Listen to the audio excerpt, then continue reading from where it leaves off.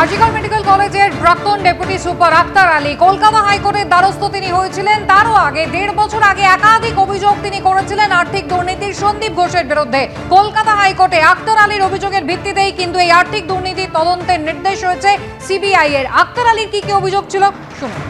त्योहार और प्यार लाती है रिश्तों में ढेर सारा मिठास। परंपरा वही, सोच नहीं। আদি মোহিনী মোহন কাঞ্জিলাল। আমি এবার একটা আশা করছি কি আমার সঙ্গে জাস্টিস হবে এবং সন্দীপ ঘোষের মতন লোক, কারাপ্টেড লোক যারা ছাত্রদের টার্গেট করতো, যারা পড়ুয়াদের ফেল করাতো, তাদের হ্যারাস করতো, অ্যান্টি র্যাগিং কমিটিতে ফেলে দিত, জেন্ডার হ্যারাসমেন্ট কমিটিতে ফেলে দিত, তাদের লোককে আমরা শাস্তি দেব এবং এটার জন্যে কোর্ট ডাইরেকশন দিয়েছে। তো আমার একটা আশা হয়ে গেছে কি উনি শাস্তি পাবেন, উনি যে কোনো কাজ করেছেন। আমি ওনার কারাপশনের বিরুদ্ধে অ্যান্টি কারাপশন ব্যুরোকে জানিয়েছিলাম, আমি ভিজিলেন্স কমিশনকে জানিয়েছিলাম, তারপর আমি স্বাস্থ্য ভবনকেও জানিয়েছিলাম।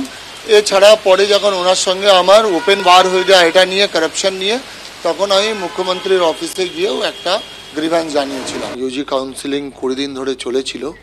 এবার এটা ইউজি কাউন্সিলিংয়ের জন্য তার 14,15,410 টাকা বিল হয়েছিল। আর এই বিলে দেখা যাচ্ছে মা তারা ট্রেডার কাজ করেছে 3 দিনের জন্যে, ব্যাকআপ পেন ড্রাইভ আর মেনটেন্যান্স চার্জ 12,000 টাকা পার ডে, 36,000 টাকা। এবার এই বিলটা ডক্টর দেবাশিস সোম করেছে সার্টিফাই। এসডি টেকনোলজি সেটা একই backup to pen drive and maintenance একই ডেটে 4,000 টাকা করে পার ডে, 16,000 টাকা করে 4 দিনের জন্যে। তাহলে একই কাজের জন্য দুটো বিল নেওয়া হচ্ছে। তার মানে ডক্টর দেবাশিস সোমের সই হলে কি মানে সব বিল পাস হয়ে যেত? সে বিল মানে ফেক হোক বা ডুপ্লিকেট হোক বা একটা জিনিসকে দুবার ডুয়াল পেমেন্ট তো হয় না। আমি তো অ্যাডমিনিস্ট্রেটর হিসাবে কাজ করেছি, সেটাই বা কিভাবে হলো কেউ এটাকে আজ অবধি খুঁটিয়ে দেখলো না। এটা খুব মানে আমার তো পরিকল্পনার বাইরে, আমি বুঝতে পারছি না।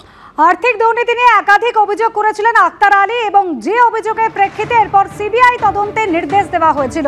সেই আর্থিক দুর্নীতি এবং ধর্ষণ খুনের মধ্যে সম্পর্ক রয়েছে কিনা তা খতিয়ে দেখবে সিবিআই। আক্তার আলীর মামলায় এই পর্যবেক্ষণই ছিল হাইকোর্টের, আর সেই পর্যবেক্ষণকে চ্যালেঞ্জ করেই সুপ্রিম কোর্টে গিয়েছিলেন সন্দীপ ঘোষ। কেন আক্তার আলীর মামলায় সিবিআই তদন্তের নির্দেশ? প্রাক্তন ডেপুটি সুপার আক্তার আলীর বিরুদ্ধেই তো তদন্ত হয়েছিল। এই মামলার নেপথ্যে কোনো উদ্দেশ্য থাকতে পারে? দুর্নীতি এবং ধর্ষণ খুনের ঘটনাকে এক করে দেখা হচ্ছে কেন? এই একাধিক প্রশ্ন উঠেছিল দেশের সর্বোচ্চ আদালতে।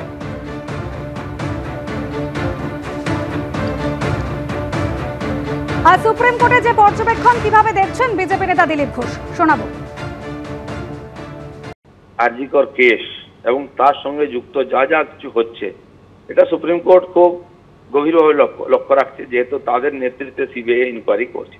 সেই জন্য যারা সম্ভাব্য দোষী, যাদের উপরে এত বড় এলিগেশন আন্দোলন চলছে, তাদেরকে সহজে হাত দেবেন না, তাদের ব্যক্তিগত কথা শুনবেও না, স্বাভাবিক। তো তাই নয়, ছাত্র আন্দোলনের নেতা সায়নের যে বেল নিয়ে এ সরকার সুপ্রিম কোর্টে গেছিল, সেটাও শুনতে রাজি হয়নি। কারণ তারা আগেই বলেছিলেন যে যারা শান্তিপূর্ণ আন্দোলন করছে তাদের বাধাও দেওয়া যাবে না, তাদের জেলেও ঢোকানো যাবে না।